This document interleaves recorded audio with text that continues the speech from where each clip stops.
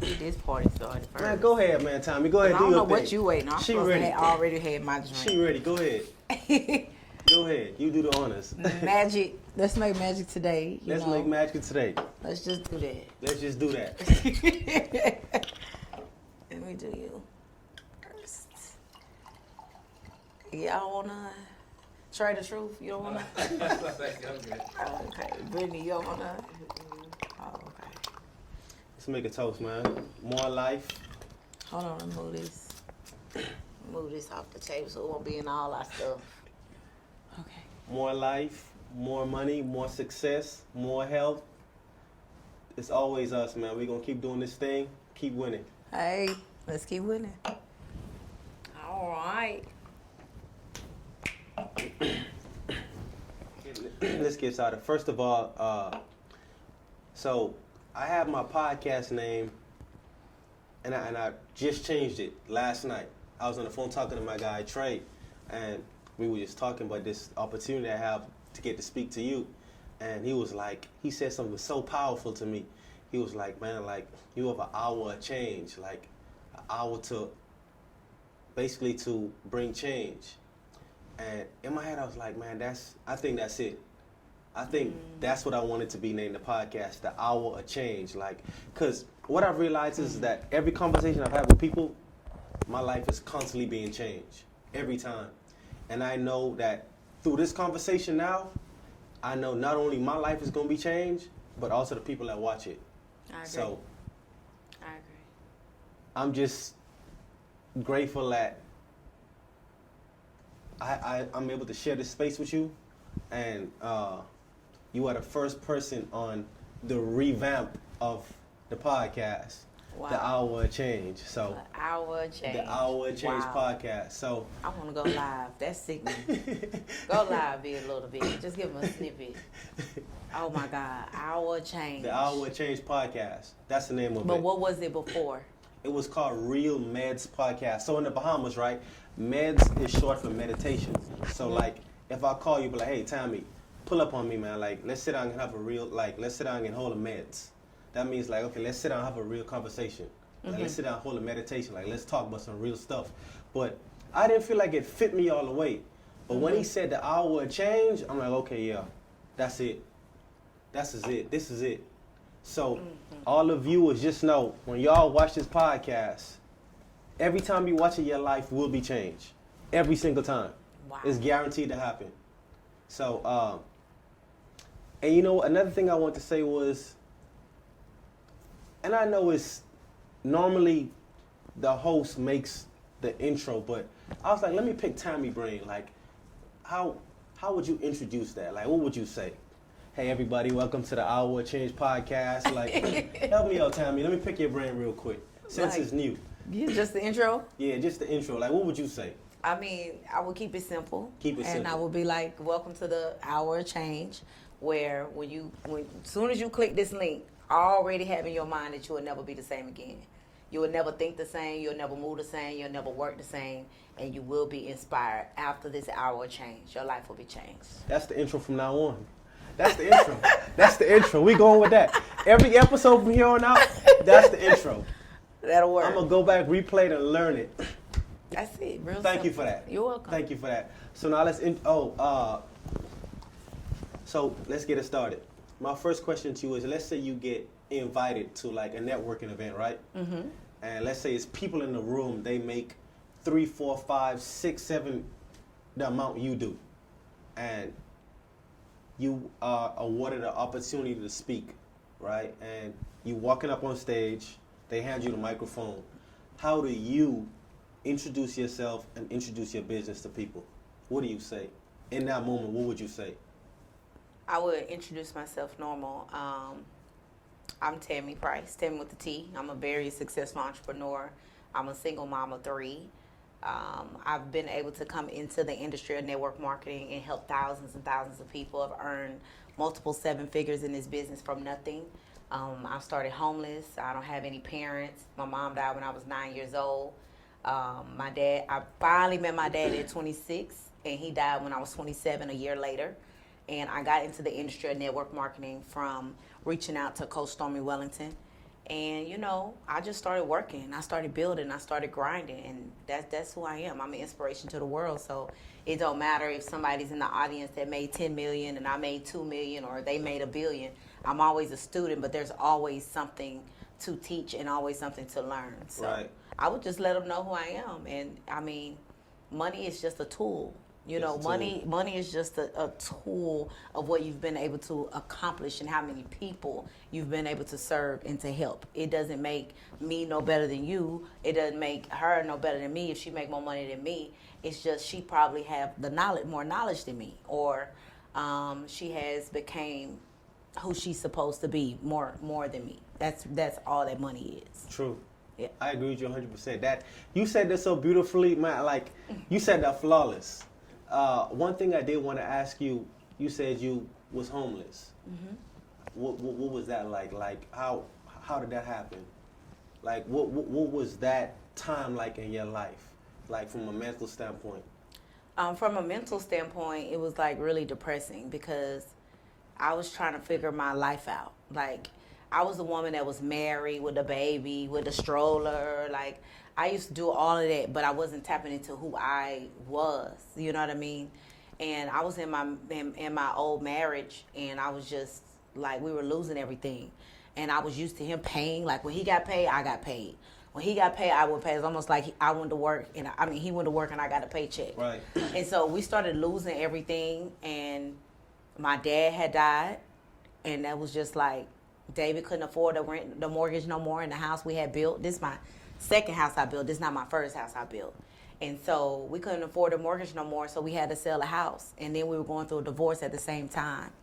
And me and my kids went and slept on my brother's floor. And then I was in and out of the car, going to different quick trips, washing up, getting noodles, you know, that type of thing. I had to wait till my brother got home from work to let us in. It was a lot. And then I just was like, you know what, I can't just keep going to a job. Like, I can't keep just doing the same thing over and over and over and expect a different result. That's Right. insanity.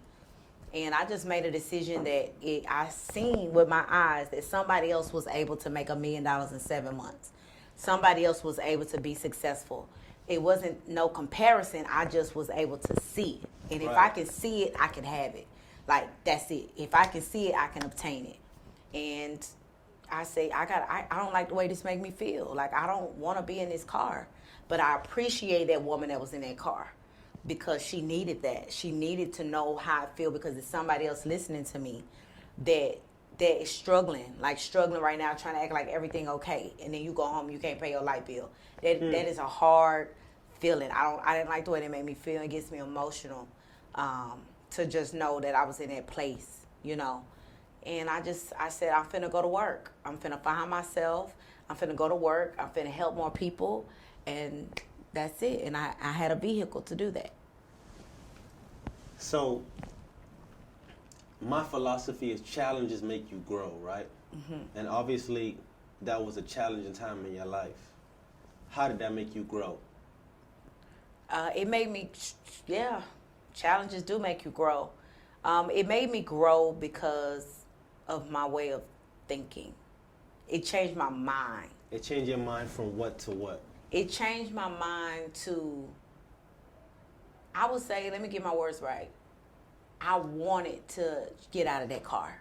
Like, I wanted a different situation. It's a lot of people that's in bad situations, bad relationships, bad financial things going on, but they don't want change. They get praise off being a victim. I wanted to be the victor. Whew. I don't want to be no victim. A lot of people get applause off being a victim. Something always wrong. You always broke. You always, overweight. You always depressed. You always going through. It's draining. It's very low vibration. But I didn't want to be the victim. I wanted to be the victor. And when I became the victor, my mind said, you gotta go. Like, you gotta change. Like, you use this because, Tammy, you're not the only one. So use this situation and get yourself up out of the bootstraps. So I literally pulled myself out of the bootstraps because I did not like the way they made me feel, and I wanted better. Yeah. I don't even know what to say. Yeah. That's the truth. Man, from nothing to something. Mm-hmm. That's amazing. Ain't God good? Oh, he's amazing. If That's it had not amazing. been, if it had not been for the Lord on my side, I really wouldn't know where I would be. Like, I'm a woman of faith, so I believe things that I cannot see. But when I see it, I know I can have it. Right. If I can't see it and I want it, it's a desire, so I can have it again. But I'm a God woman. I'm a God-fearing woman. I'm a woman of faith. And I just believe that nothing is impossible if you believe. You know, I had a question, but I'm going to jump back to that. I was having a conversation with my friend Patch last night, and I asked him this question: can faith and logic coexist in the same room? What do you think about that? Logic is no. I wouldn't compare the two. Logic is too well, what if? Logic is too well, maybe. No, faith is it is. It is or it ain't. Logic is well, this could possibly, like, it's too many questions with logic. Right. It's too many people's opinions with logic. Faith is faith. Faith is faith. Faith is faith. Yeah, I faith is agree. faith. No logic, like logic, yeah, whatever. But logic always give you your opinion. You either believe it or you don't. You either gonna have to trust him or you not. There's no logic with it. And what you saying that going through that time period of your life, obviously you relied on faith more than you did logic, but was there ever a battle between the two, you know, through that time, like Tammy, you got to do this, but what if, like, but you let the faith override the logic, like, was there ever a battle with that? Of course. In the scripture, I'll just use this because I'm just being myself today. But I in want the you to always be yourself. In the scripture it says, I do believe, but help my unbelief. I do believe. This man's kid was sick, and he was like, and they said, do you believe he is healed? And he said, I do believe, but help my unbelief. And so it was a little bit there. It said, man, I don't know if this is going to work for me. Like, I don't know if this is going to work for me. I believe it could work for me. I seen it work for somebody else, but is it really going to work for Tammy? Only thing you can do is take action and keep going and try and see. Like, there's nothing else that you can do. But it was like a battle because it was like I was working a job. It's like, okay, Tammy, don't quit your job right now. You got to get to a certain amount of money to quit your job. So I wouldn't call it logic. I would just call it common sense. Like, this is where I am, reality. So I needed to sell 5 of these to give me some gas money for the day. But then if I still go to work, I'm going to have a check. If I still go to the job, I'm going to have a check on Friday or Saturday. Right. So I used to just keep my vision, like, in front of me. And that's what helped me, like, remember every single day, like, no, Tammy, like, no, you're on your road to millions.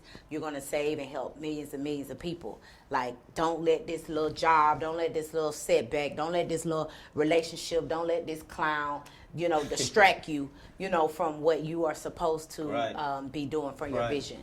Yeah. That's true. I agree with you 100%. Yeah. I want to touch back on where you was at. What was it like doing that with kids?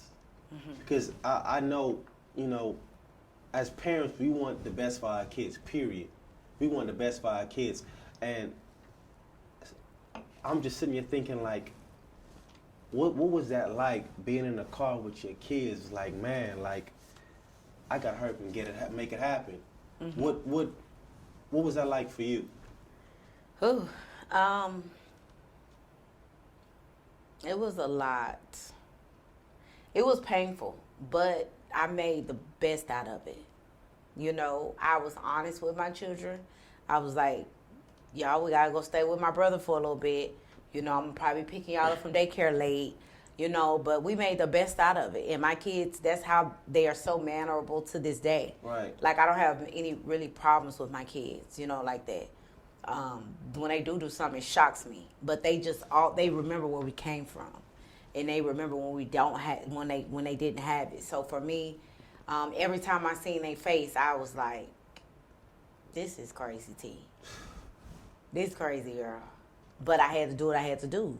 True. I had to do what I had to do. So I really didn't have a lot of time to just sit down and just, oh my God, cry and just weep and, Lana, it's going to be okay. I had one conversation with them. Listen, give mama a little bit of time. Right. Just give mama a little bit of time. Trust me, it won't be like this always. I hated telling my kids no. And they only have one gift for Christmas, if that. I hated it. Never again. Not a Christmas tree full, huh? Oh, yeah, that's easy. Let's go. That's easy. Let's go. I want to touch back on, you said you had met your dad at 26, and he died when you were 27. So you had 1 year to know your dad. 1 year on the dot. 1 year. What was that like? I had been looking for my dad my whole life. Every job I went to, I would use that computer. To try to look for him. I was like the kid that we grew up like on Mari. Like I was that kind of person, like trying to find my dad. My mom died when I was 9 years old, so she used to always tell me, "You just look just like your daddy, Dwayne. You look just like Dwayne." And as a child, we need our fathers. Like as little girls, we definitely need our fathers. It was always like a little void there, and so I wasn't gonna stop until I found them. And How'd so you find him?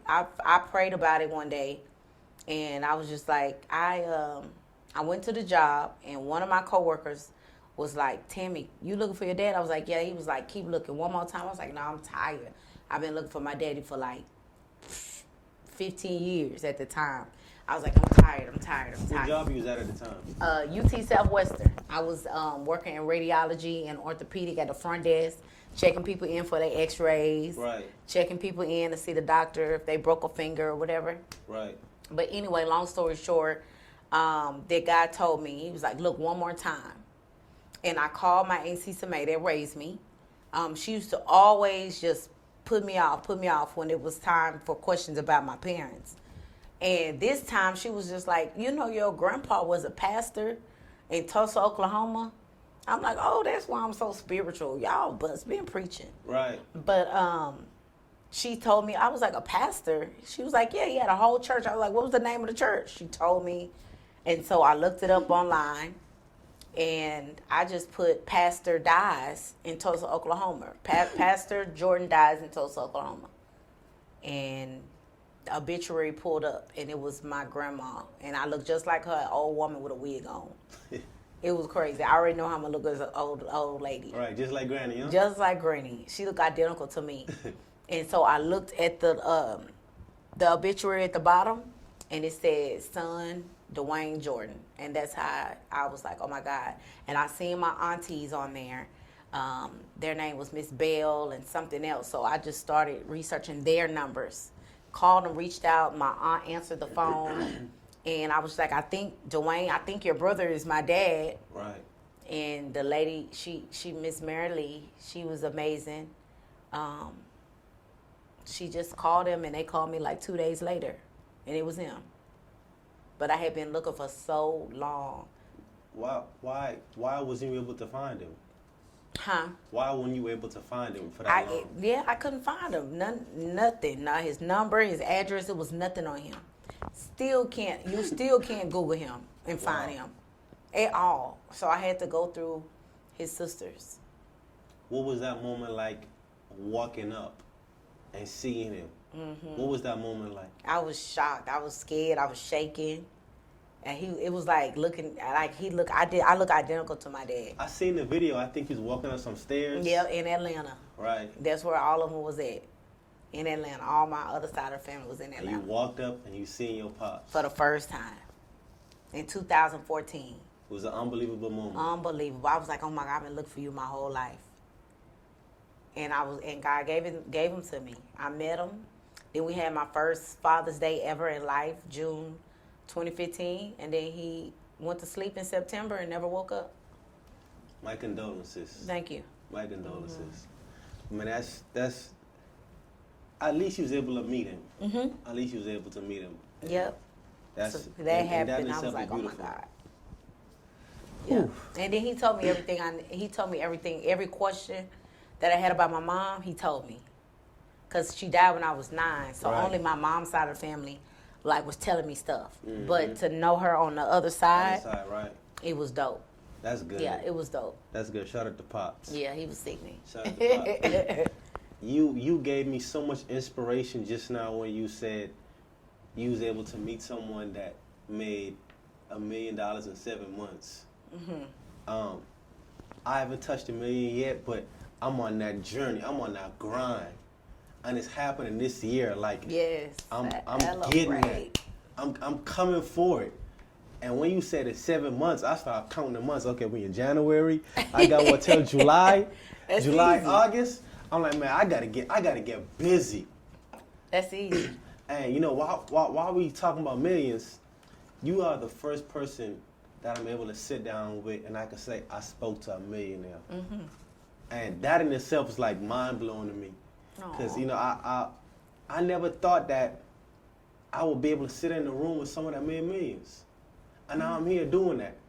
Congratulations to you. Man, congratulations to you as well. Thank you. For even accomplishing that, because people like you helped me to dream bigger. Dream bigger. Was it Coach Stormy was who you talking about? Yes. The one that made the millions in 7 months? Yes. Shout out Coach Stormy. Yes, she is. Oh my God. Shout out Coach Stormy. My wife really admire her as well. Good. And one day I'm gonna make sure she meet her. Because she's a huge inspiration.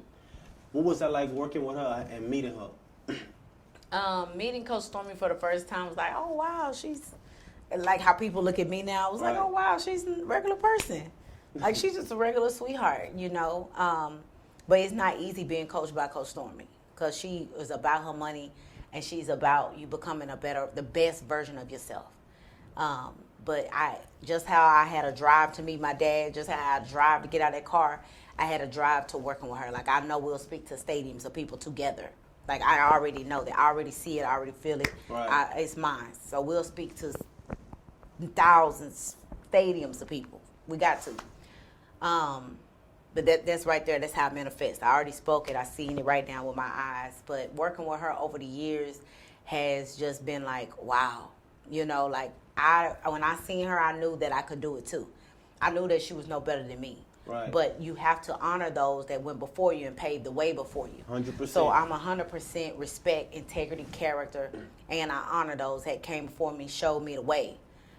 So coaches and mentors are very, very crucial. Very crucial. But her love for the people, you know, this woman has 37 millionaires up underneath her belt. She is 37 millionaires. Yeah, she's nothing to be played with. What? Nothing to be played with. She knows exactly what it is that she's doing.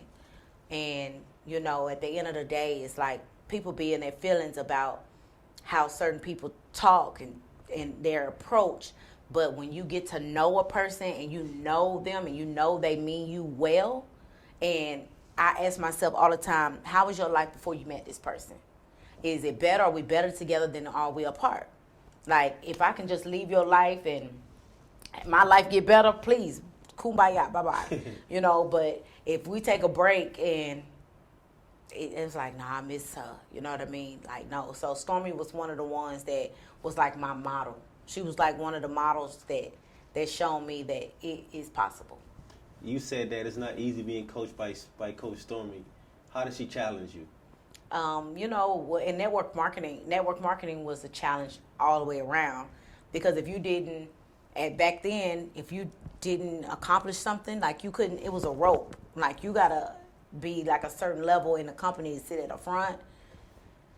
And I'm like, every time I went to events, it would make me feel away, because I would be like looking at the people up there. I would be like, she is tired. This wig is, how much she made? $250,000. This wig is crooked. She got all these big old church clothes. Like, you know. But I would always just go to the events and get around them. And then she would be like, why you not up here? She would always challenge me, always believe in me. Why you not up here? Like, look, you letting these people beat you right here? Like, why you not up here? Why you not working like these people? Why you ain't lost the weight? Like, why you not working on your story? Why you, like, God brought you this far for you to just sit down and on your gift? Like, that's how she talked to me. And then I would be like, let me go to work, you know. Let me find me some people to help. Right. And network marketing, what company? Total Life Changes. Total life change. Talk to me about it. Total Life Change. These are the products right here. These are the main 3 products right here. So I started off flipping this tea like if they was weed bags. I was a hustler. Yeah, that kind. Flipping them like flipping weed them bags. like this was my dub bag, right? That would be what, a 3.5 or a 7? Let me stop. Hush, we don't lie. Nick, it's a Nick bag right here. So anyway, I consumed this product. I lost 7 pounds my first week. I lost 22 pounds my first month. I went on to lose 40 pounds. So I help people gain weight. I help people get their skin cleared, all of that. This is not a weight loss tea. This is a detox tea. So it just really cleanses you out at a cellular level. So when I first started and I reached out to Stormy, she sent me this and it worked for me. So I was like, people don't like to buy stuff that don't work. Right. So I'm like, this actually works. So I can give you one of these, tell you to drink it tonight. You're going to wake up in the morning and say, Tammy, what was that you gave me, right? Mm-hmm. And this is what it was about. I was like, dang, this is what she's selling. And then she had this, back in the day, it was a white bottle, and it was NutriBurst. This was a vitamin. I want you to try this too. But this is a vitamin. 1 tablespoon is equivalent to 10 salads. And I tried it. Yes, it's equivalent to 10 salads. It's a healthy vitamin. Yes, it's big time. Everybody, all social media, everybody on NutriBurst. It's like, if you're not on NutriBurst, it's like, what are you doing with your life? When do I try it? You can try it now. What you waiting on? Even though I had some wine? Oh, you ain't even finished. Yeah, try it. That's a vitamin. So basically. So do I take the whole thing? Yeah, it gives you energy. Have you ate breakfast? No, I have not. Okay, good. You good? You sure? Yeah, go ahead. Tell me with the tea. You sure? Tell me with the tea. Trust me. Drink. Take your shot. You have a shot of Hennessy. You can have a shot of NutriBurst. Hey. I don't drink Hennessy, but it's good. The flavor is good. Yeah, I like good. it. I'm gonna be calling you later, let you know how I feel. No, you're gonna feel it in a minute. I ain't going nowhere. I'm here. Oh, say less. Yeah, say less. You're gonna feel good in a minute. But say less. It's really healthy for you. It helps with your immune system. And so we sell those healthy products. So Coach Stormy had a bottle of this in her hand back in the day. So after you detox, you got to replenish yourself with vitamins. It's like Mega Man, gummies, and all this. Right. But it goes straight to the system. It goes straight to your immune system. And we made a lot of money during the quarantine. What's a lot of money? Millions. I need a number. Millions. Because of this product right here. Everybody. Millions. Yes. Like, for an example, like, if your health, what COVID taught me is, like, really your health is really your wealth. Right. Like God can really shut down this whole world and show everybody your health is more important than going to the barbershop. What closed down? Everything closed. Going out to eat, the clubs was closed. Nail shops was closed, lashes closed. Like, everything was closed down because health was the priority. And so people got away from their health. People don't go to the doctor until they feel the lump. People don't until they start throwing up. It's like, oh shoot, let me take a pregnancy test. No, right. You're supposed to be on top of your health. And so this product really works, and it helps with the immune system, make it stronger, give you your energy. Like, people be on their NutriBurst every single day. How often you take it? Every day. Faithfully? Yeah, it's a part of my lifestyle. This should be in every household. You just one a day? One a day. It's up to you, but long story short, this is what Total Life Changes is all about. It's a health and wellness company. And we make sure you reach your health goals. And this is like NRG, gives you energy and focus all day. These are all natural supplements. It actually has something in it called 5-HTP, which sends happy signals to your brain. And what it do is just really, like, get you up and running. Like, I don't take, like, Monsters and Red Bulls and stuff like that. Like, it got too much sugar, and then it give me the jitters and all that. Right. So I don't do that. So with these 3 products alone, your life will never be the same. Look, my guy Trey, he when he seen it, he's like, bro, this right here? He's like, I took this one day at work one time. He's like, man, like, it hit me like in a few minutes. Yes, it's sickening. He said it hit him in a few minutes. NRG, I don't play about my NRG. I was like, oh my God, I gotta get up. I gotta get to move. I gotta work. So everybody is on these type of products. And, That's it's amazing. the beginning of the year. Right. So we've made millions and millions of dollars in this company and been able to, I started in my car with these same teas. And so that's what we still do. And I help more people do the same thing. and that's by them. You help more people do the same thing, like through the company. Like, how does that work? Mm-hmm. Just everybody's on the products. That's it. We get paid to push these products right here. So, like, I have one of my top earners. She made over $500,000 up underneath my leadership, and she's lost over 80 pounds. Her name is Sheila Monique, and as long as she's ordering the products, it just keeps going. And then we get customers. Like, you don't have to join with me in business, but if you like the NRG and NutriBurst, then you can become my customer. And it's everybody's on the products. Everybody, it's just if they're gonna buy them from you or not.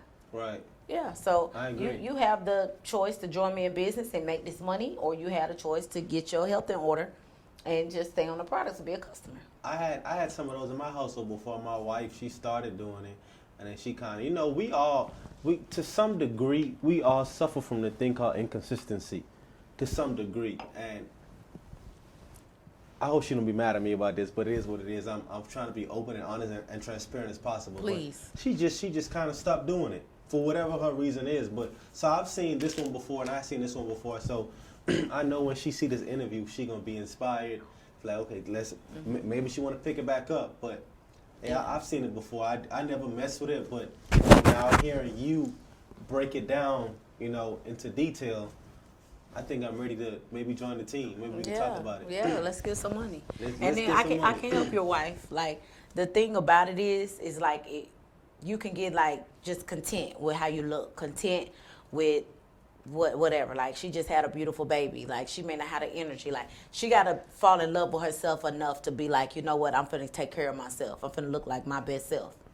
Like, for real. 100%. Like you said, she really inspired by Coach Stormy. Coach Stormy do not go a day without her products looking good, feeling good, smelling good, like me either. Like, I don't play that. So it's just kind of like you got to find your thing. Like, find your thing. Like, we all done had kids. So it's like, find your thing. Like, you know what I mean? I'm not finna sit around and just be like, oh, no, when I got a product right here, you know. True. So she just got to, you know, get her goals in front of her and commit to them. Like, she 100%. committed to you.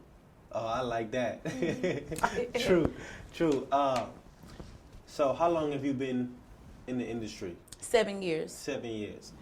If you could go back and start that journey all over again, what would you do differently? I would build the people much faster. I was just trying to hustle and get my kids out of the car and get money. Like, soon as I got this, it was gone because I had to go hurry up and get some money. But if I would have understood it more, then I could have dreamed bigger much faster. Like, no, Tam, no, you need to go find Sheila Monique, not in 2018. You need her in 2016. Right. You know what I mean? You need to go find her right now. You need to build a business, build the people, and still retail your products. Not just everything retail for a year, 2 years, and then start building a business. So I was 2 years in before I really started building my business. I had like 6, 7 people for a long time. But I was still making money, like thousands and thousands of dollars every single week because I would go hustle. So if I would go back, I would build my team faster. What made you realize that, hey, it's time for me to build a team now? Like, at what point? Like, what was it? A conversation? You read it in a book? You seen people doing it? You was like, okay, I need to start getting more people. Like, what happened? It was this guy that was in our organization, and we had a leadership group, and he sent his check. His check was $12,000 for the week. $12K in a week. $12K for the week. I remember, like, I know his name, but I ain't gonna give him no clout on my platform, on your platform. But $12,000 for the week, and I called Stormy. I want to pause you real quick. You said first you was like on my platform, and then you said never mind on your platform. It's never about it's never about me. I know, but she live on my page. That's why I said it's that. fine. It's never about me. But it's yeah, about us. It's always us. It's unity in that. It's us on our platform. On our platform, like, there you go. And I feel like if the world adapt that concept, like, hey, like, it's us, it could possibly be a better world. I agree with that. And I just told my guy this last night, like, whenever you refer to me, don't say, hey, I'm happy for you. Nah, it's about us. Always about us. I love that. Don't ever. And he said it again this morning. Like, man, I'm happy about to do this. Nah, you happy we about to do this. I love that. Because when I win, you win. I love that. You I planted teach the that. seed in me.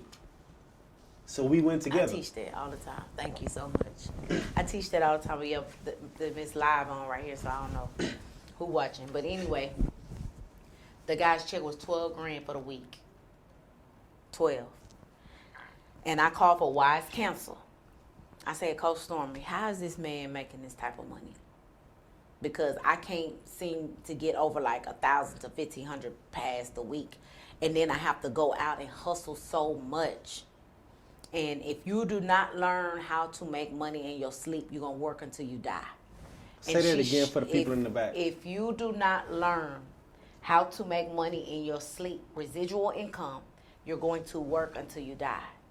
Tammy, say it one more time for the people in the back. Come on, Tammy, because you talking that talk. If you do not learn how to make money in your sleep, you're going to work until you die. And you have to tap into the powerful world of residual income. When I go to sleep at night, I'm still getting paid. I wake up, I'm getting paid. Whether I show up here or not, I'm getting paid. And I was like, wow. So I'm hustling, going to go pick up me $2 or $3 grand. When the man that made the $12,000 was asleep and he woke up to $3,000-$4,000. What was the difference? He was building his residual and I was going to go work. He was building residual and you was building earned. Because earned income is when you actively... I have to go get it. I have to go get it. So I'm trying to figure out how can I move these products without having to leave my home. And you need the people to do that. And so I was like, dang. And then before you know it, I was $60,000 for the week because I started building. I compared myself to somebody that made more than me at the time, but $12,000 a week, that inspired me because people be waiting on a $5,000, $10,000 income tax check for the year. This man had made $12,000 for the week. So when I actually tapped into residual, like, I was like, okay, now I got it. Like, okay, we got something here. So my top earner, her highest check was $6,000 for the week. So $12,000 is nothing now. But back then it was like, oh my God, if I could just touch that type of income for the week, oh my God, that's almost 45, 50 grand for the month. So, yeah, business is very important when you tap into your residual. Like whatever you do in business, whatever you do in life, find your way to make the money while you sleep too. Find a way. Got to. Like think, ask God, pray, fast about it, whatever you got to do. But come up with something where you showed up here, you look amazing. Thank you. I'm here, you know. Amazing. Thank you. Trey's here, you know, my girl's here. So it's like, how can we make this, like we making money from this content right now, but how can we do this while I sleep? Well, this is for you. We're going to get this recorded. You're going to make your content. You're going to find a platform where you get paid from the content that you put out. And then when you put this type of content out, I may say something that may hit Shade Room. I may say something that may hit Spiritual World. But just make sure every time somebody watching, you get monetized for it. 100%. Like you got to find a way to make you some money from this while you sleep. I agree. Yeah. I agree. Do you read often? I do. What type of books you read? I do. My favorite book is The 4 Agreements. The 4, I haven't heard that one yet. Never take anything personal. The 4 Agreements, you should read that book or listen to its audio. Think and Grow Rich is my fave. 9 Laws of Success by Stormy Wellington. My book, every single day. Rich Dad, Poor Dad. Don't get me started on that book. Rich Dad, Poor Dad. Don't get me started on that book. I do. Do not get me started on that book. Yes. That's the one that did it for me. And guess who the one that introduced me to that book? Who? That guy right Trey there. the Truth. There go Trey the Truth. He introduced me to that book. I was reading Kobe book at the time, and he was like, bro, put that Kobe book down and read Rich Dad Poor Dad. I'm like, man, is you crazy? This is Kobe. He like, just please take my advice. I'm like, man, this is Kobe. I want to read this Kobe book. He's like, DK, please, just take my advice. Him and our other homeboy named JT. Shout out JT as well. Mm-hmm. He was like, yeah, bro, listen to him. Just read it. And when I started reading, I'm 3 o'clock in the morning. I'm pacing back and forth in the living room, reading. I'm like, oh, this is unbelievable. Dang, I love that. Unbelievable. I mean, the perspective. It changes your whole... Everybody got to read it. But the reason I asked you if you read is because I have a book club. It's called Read, Grow, and Inspire. And we meet every Tuesday, every Friday morning at 8:15 a.m. It's about entrepreneurship. So we pick a book and we read a chapter or two. That's and then we just come together that morning and everybody give their point of view. Hey, this is what I've learned. And that way we get to pick each other's brain. You know, this is my perspective on it. And I just feel like to cultivate that atmosphere, we all can learn together. We all grow together. We read together, then we grow together, and then we inspire together. That's amazing. So, you know, I would love to help you on that one day, you know, the next book. Do you go just live or something? We do it via Zoom. Okay. Via Zoom. So, you know, the next book that we read, I'll definitely shoot it to you, and we'd love to have you on there one of these days. Definitely. You can be a part of the family. Hey. We all grow together. Us. Us. Always us. Okay. You did reference your book just now when I brought up the book. So tell me more about it. Yeah. So 30 days of sacrifice. 30 days of prayer, sacrifice, and action. So you hold it because I'm having you do something. But no matter who's successful in life, whatever you may call or define success, they've had to either pray, sacrifice, and take action in order to get successful. Right. Like at some point of your life, you gotta pray to God. You gotta believe and just be like, man, I want more. Like, can you bless me? You know. And then you gotta sacrifice something. You gotta sacrifice some people. Them may sacrifice. I don't know, but action. And you gotta take massive action. And those are the keys to all blessings. And so, God woke me up June 1st, 2019. He gave me the vision. He said, I need you to pray and I need you to take action. And I added the S. And I was like, well, what's the S? Because PSA sound like public service announcement. Right. So I'm like, well, what's the public service announcement? But I heard it like me and you talking, PA. And I'm like, PSA. And I was like, I got to sacrifice. I got to sacrifice me eating. I got to sacrifice the people I'm dealing with. I got to sacrifice my time. I don't need to watch no more TV. I need to just read. You know, I need to sacrifice. I need to spend money and go to events and keep growing and becoming who I need to become, getting my identity together. And he promised me in the next 6 months you're going to see an entrepreneur shift if you do that. Entrepreneur shift. Entrepreneur shift. And in 30 days, we fasted. I got on live in 2019. In 30 days, every day we did a different type of sacrifice every day. We prayed. I gave a little word, an inspirational word. We got off. We did it every single day for 30 days. June 1st, 2019. And that December 2019 was my first $20,000 month. $20,000 month. $20,000 month. And that was in 4 years ago. And so now PSA is global. PSA is really big, one of the most inspirational conferences we have twice a year. This year I'm going to do one, but we've been having it twice a year for the last 4 years. But PSA is my give back. It's my spiritual, my faith, my gift I give back to the world. You know, it don't have anything to do with my business. That's my vision. What made you write it? Yes, to share what I do. This is actually what I do every single day. Every day. Yeah. So, like, what's today? 27th? Go to day 27.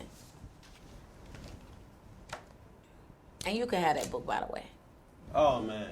Yeah, you good. You know what?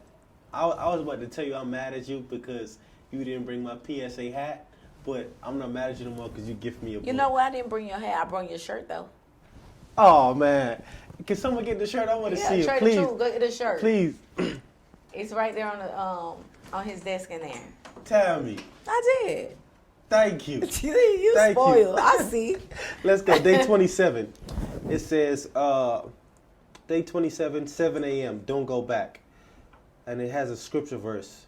It said, but his wife looked back behind him and she became a pillar of salt. And then it says, action. This day is personal. Sacrifice what you need to sacrifice to move forward. No alcohol. Be sober-minded. Prayer. Lord, whether I'm married or not, keep me from moving backwards. I deserve the best. You have the best for me, and I am going to get it. Amen. I like this action right here. This day is personal. Sacrifice what you need to sacrifice to move forward. No alcohol. Be sober-minded.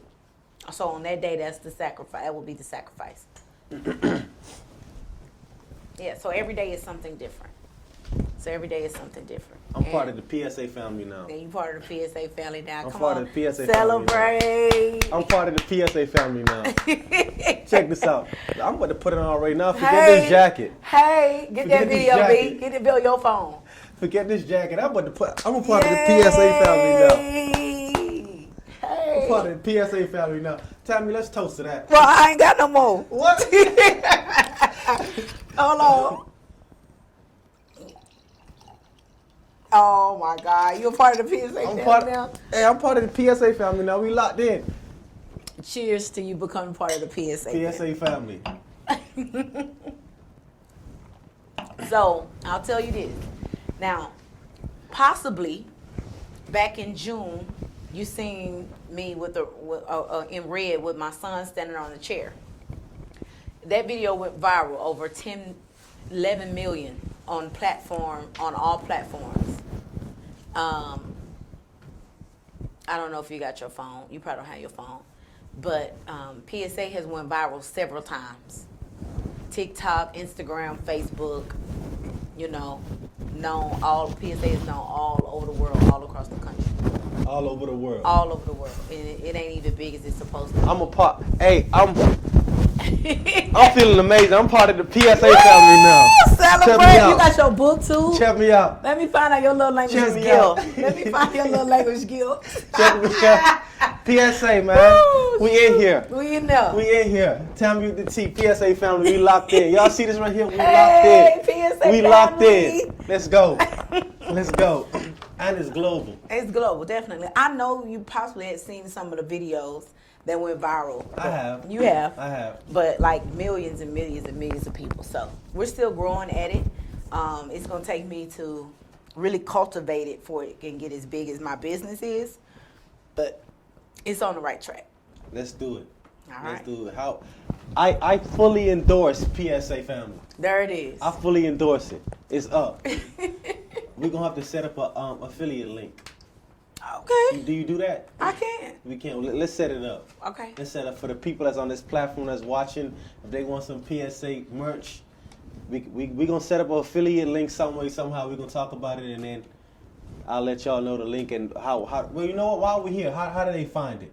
PrayerSacrificeAction.com. You can Google Prayer Sacrifice Action like PSA. You can Google. You can Instagram Prayer Sacrifice Action. It's everywhere. It got its own Facebook page, on TikTok page.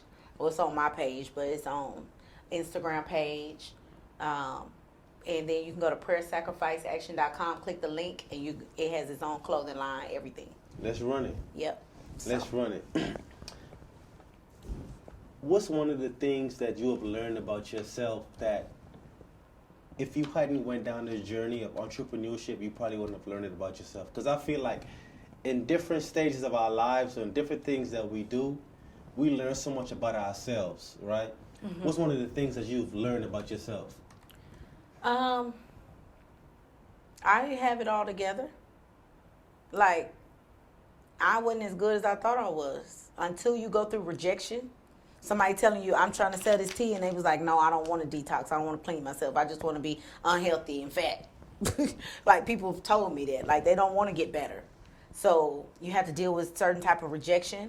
You have to deal with, comparison. You have to deal with people going for you and doing better than you and making more money than you.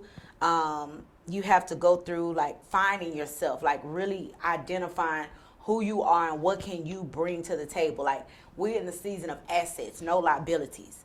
But if I would have never... Tammy, hold on. Say that one more time, man. Say that one more time. Say that one more time, man.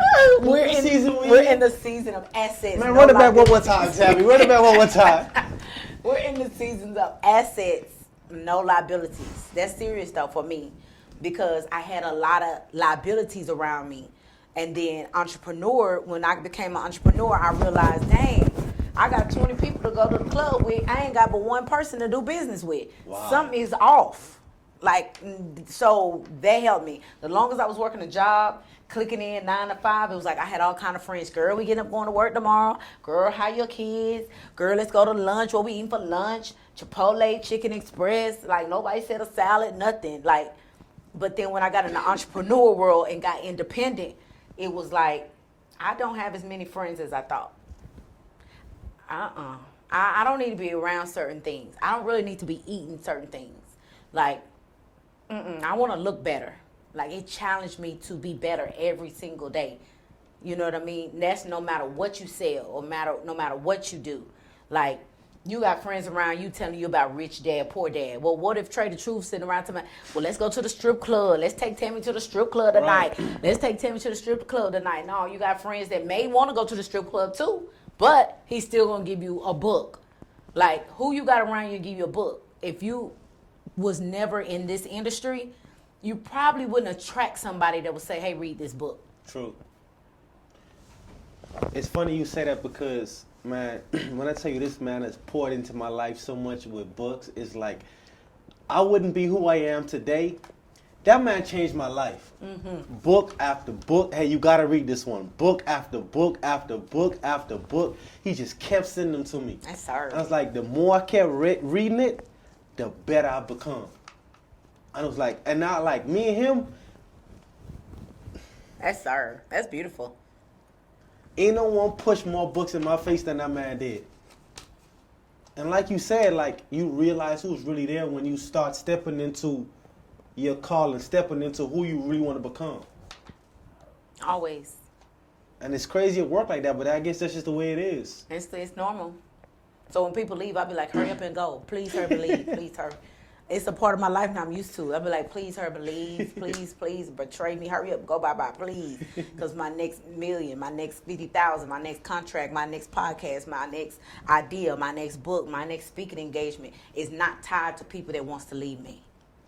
Man, you know, what you saying that, I went through a phase, well, not a phase. One day last year, I was just like, man, I'm about to go through my phone. I'm deleting everyone that I haven't spoke to, that haven't supported or anything. I'm just about to delete their numbers. Delete it. And I deleted so many numbers. My contact list went from like 400 to like 108, right? And now I've realized the beginning of this year, the people God is putting in my life now, the contacts I have now, is like people that I want to have access to, people that want to be, you know what I'm saying, with me, people that want to help me grow. And I was like, man, this is so amazing. Mm-hmm. I went from people that I barely talk to, but they just have numbers in my phone, but now I'm here, like, I could call my homegirl Tammy, like, hey, you know what I'm saying, like, and different people. So I get exactly where you're coming from. That's so true. So true. I heard you said that, I think I was watching your Instagram live the other day, and I think you said your daughter was a senior in high school, right? Yes. And then your birthday's coming around. Yes. Y'all coming? Y'all coming to the pink party? The pink party? Pink? Okay, we'll talk about it later. Pink, right. It's a pink VIP party anyway. Pink VIP party. Yeah. You got to be VIP to come, so. And so the fact that you asked us, are we coming, that means we automatically VIP. That means you're invited. We invited. No, go ahead, yeah. My birthday is coming up next week. Next month. So when you said that, I automatically started thinking like, okay, her daughter's a senior. She's 35. That means she had a daughter at a young age. Mm-hmm. What kind of adversities did you face with having a daughter at a young age? What was that like? I had a lot of voids when I was younger, you know, because my dad wasn't there. My mom had already died, so my Aunt Cece May was raising me. I just buried her. I held her hand to her last breath. But when I was just trying to fill a void young. You know, I was dating this guy in high school back in my country town and hot, and then just sneaking and messed up and got pregnant. And then I was like, my life changed. I thought that my daughter was my biggest burden. but she was my biggest blessing. She kept me grounded. She kept me trying to be better. She kept me thriving. Like, I gotta show her who she could become. You know, if she just really trusts God and really put the work in. I have to show her certain ways. I have to show her certain posture and certain confidence so she Right. won't just be out here getting manipulated. But for me, it was really difficult. You know, I had to talk to Peter to get the diapers and John to get the shoes and the bowls. So it was like a real struggle. And I was still in high school. And then I went to college for a little bit. And then I had got me a little job. So it was just me and Alana, just me and my little road dog. So I'm 34. She's 17. She's 17. She's a senior. She's already got accepted to UNT. She really don't want to go to college. She only want to go to college to run track. Other than that, she's a full-blown entrepreneur already. What business is she in? She's going to start her TLC business. Amazing. Yes, she is. But she's a dancer, professional dancer, very talented.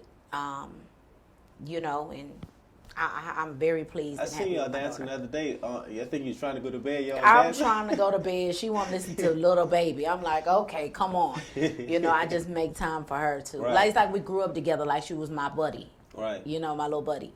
The reason I asked that question because I do think that is other women that went through the same thing, through the same adversity of having a child at a young age.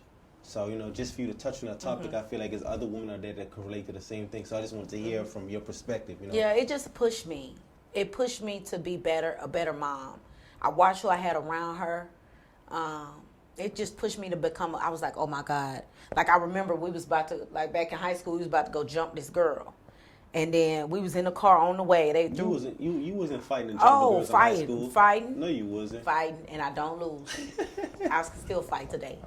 So anyway, no, but we was about to get ready to throw this rock at this lady's house. And in my spirit, I told them girls, they all got kids now, but back then I said, I have something to live for at home. I said this at 17 years old. I said, I have something to live for at home. I said, I don't want to do this. And then they got mad at me and they was like, we all got something to live for. I said, no, but I have somebody. Right. I have, like, what if the police come? Like, and I'm at jail and I have like a 3-month-old at home. And that day I was like, okay, I'm becoming somebody else at a young age. So it was very hard being a single young parent too. But that was my driving force, not my excuse. And that's a big difference. Because some people do play that as an excuse, but use it as your driving force. Salute. Thank you. Salute. In order to grow, you have to get tested, right? What was one of the major tests for you in the last year or two?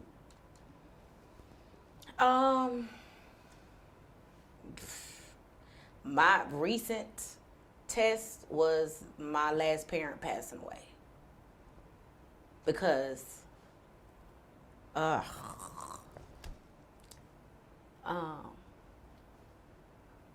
it's like I worked very hard to become who I am today. Because I wanted to see somebody to see me. But, she gone now, so it's like, what I'm doing. I did everything already. I look good. I got money. I don't need nobody for nothing. My business is good. People know me. I got my own ministry. Got my own books. I'm an author. Like, I've really done well for myself. My kids are good. But before the age of 35, like, I've experienced so much. I experienced losing both of my parents. I experienced working a job. I experienced being an entrepreneur. I experienced being hungry. I experienced being full. I experienced being married. I experienced going through a divorce. Being in another relationship. I experienced being fat. I experienced being skinny. I experienced making millions of dollars. And I experienced losing money. I experienced losing a house. I experienced building a $1.2 million house. Like, I've done all of this, and there is really nobody that raised me left besides my brother. So no, my parents are gone, and then my mom gave me to my auntie, and then she gone. But she was able to see my whole life. She was able to see me and the kids living in the car. And then she was able to have her own room in my house built. So my biggest challenge over the last year was, like, what now? What you gonna do now? You did everything. So. You wouldn't even touch half of what you about to do. Thank you. I'm getting emotional. Can someone give me some napkins, please? You ain't did half of what you about. You ain't did half of what you are here to do yet. But I think for me, I've always had, and maybe this will help somebody. B, maybe you can get this too on your phone, because I might need to just post this as a reel. But take your time. For me, I've always had something to drive me. I've always had something to drive me. Like, oh shoot, I'm going through this divorce. Boom. When he get paid, I get paid. Man, forget his check. I need my own check. Or boom, I'm 200 pounds, 5 foot, no inches. Let me get myself together. I just had this baby. Let me get my confidence up. Ain't no man gonna want me, and I'm just at home chilling, fat, broke, busted. Like, please. And then it's like, let me make something of myself. But I've always had a driving force. And I was like, I don't really have I know God has a plan for me, but it's like, Tammy, what is your driving force now? Like, my Aunt Cisa Mae in her last days, I'm about to show her, like, her prayers was not in vain. Thank you. I'm about to show her her prayers is not in vain. I'm about to show her, like, it's okay. And now she gone, so it's like, what is your driving force to make your next $12 million? Like, how are you going to do this? Like, you got a $1 million house. What is your driving force to go get a $5 million house now? What is the drive? You got a Bentley. You got a Benz. What is your driving force to go buy a Corvette and a Rolls Royce? Like, it's like, that's been my biggest test, because, like, I don't feel like it no more. I got it. I did it. But I'm not finished, but I don't have everybody gone. Everybody, when I found my daddy in 2014, he died in 2015, and I went through a divorce. That was my driving force to start business. I was like, I'm about to make some of myself. I lost my family and my daddy and the house. So I'm finna go get everything back that the devil stole from me. That was my driving force. Now it's like, Cisa Mae was my last driving force. You got this. You got this. You got this. You got this. Them kids are your driving force. Your story is your driving force, because it's going to help somebody else. It's never about us. It's about the next person that's going to go through the same situation that you went through. That's the driving force. Just know that when you talk, another woman could be like, dang, I'm right where she was at, and I could push through and make it happen too. That's the driving force. Thank you. Your testimony is someone else's therapy. That's the driving force. You keep pushing, you keep going. Thank you. I am. I'm sorry that made you emotional, but it's cool. It's cool. It's cool. I heard you said on Instagram, you said that, let's toast to that first. Mm-hmm. Thank you. My boy said, what he said, is it drink champs? But I can't. I heard you said on Instagram, you said, it always gets worse before it gets better. Mm-hmm. Was you speaking from a place of experience? Yes. Always. You always talk from experience? Always. Experience is the best teacher. If somebody, that's how you measure it. If somebody trying to teach you something and they haven't been through it, it's like, okay. How you telling me to do this, but you ain't did it yet? Yeah, you can't tell me like how I feel to have a baby if you ain't got no baby. Right. You can't tell me you may have a little wisdom, but you don't know exactly how I feel to have a kid if you don't have no kids. You don't know, you can't tell me about how to be married and how to have a successful marriage if you ain't never been married. you know? So experience is your best teacher. So I come from experience. That's why it's so authentic. That's why I draw so many people, because of my transparency. Like, that was a real moment right then. But it always do. Every time in my life, I didn't want to, I just used for an example, I was gonna hold on to that house. It was a $175,000 house. I was gonna hold on to that house.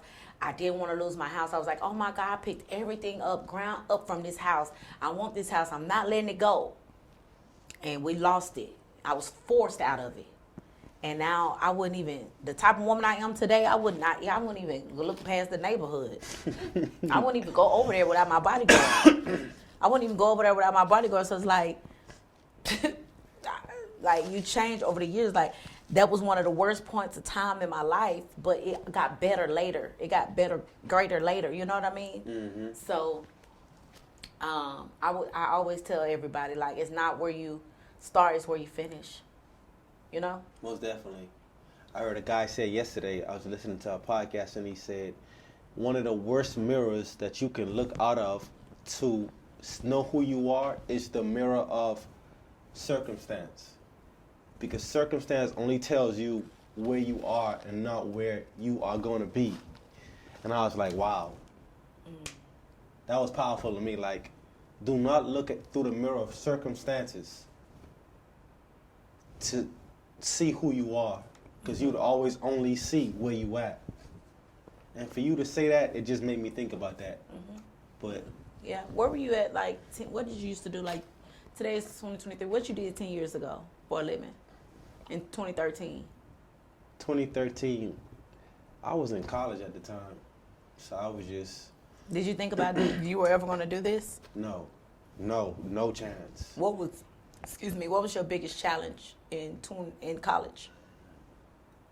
What was the thing you think of in college that make you mad and cry? Oh my God, I can't believe I used to be that person, or going through this thing.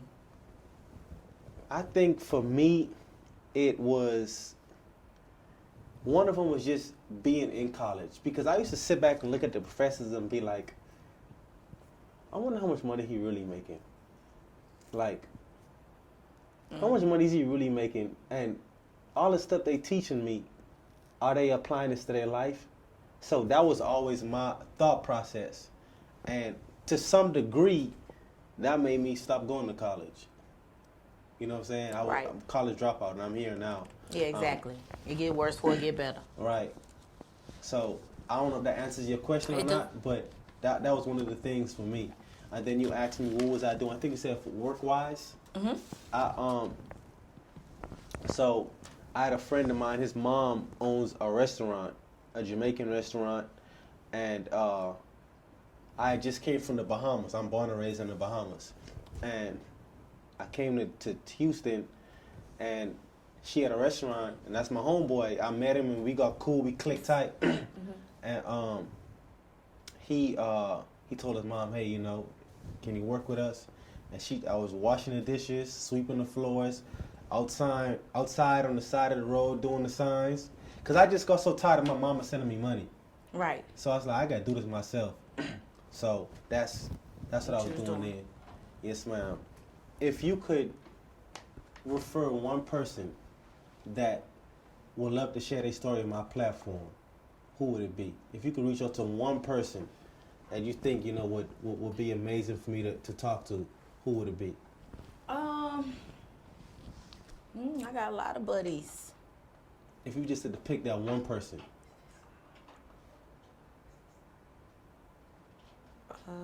Do they have to live here? No, they don't. You don't live here.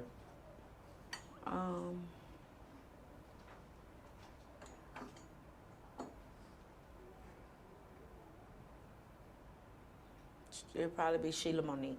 Sheila Monique. Yeah, she would be dope. So dope. Sheila, we're going to get you on the podcast next. Yeah, Sheila would be dope. I recently went to Atlanta, met this guy called Dr. Umar. This section is dedicated to him. And it said, the question he asked me was, to ask my podcast is called The World is Listening. What piece of advice would you give to somebody? What piece of advice would you give to humanity? Closes up with that. Never stop believing and don't give up on yourself. I would say nothing is impossible. If you really believe you can really accomplish whatever you want to accomplish, you can become whatever you want to become. Just keep working on that future person that you see in your head. Like, keep working on that person. Like, keep working on her. Don't let this person today stop you from what you see, because you didn't allow the person 10 years ago to stop who you are today. Tammy with the T, the Hour Change podcast. Thank It was you. amazing having you. Thank you for your time. Thank you.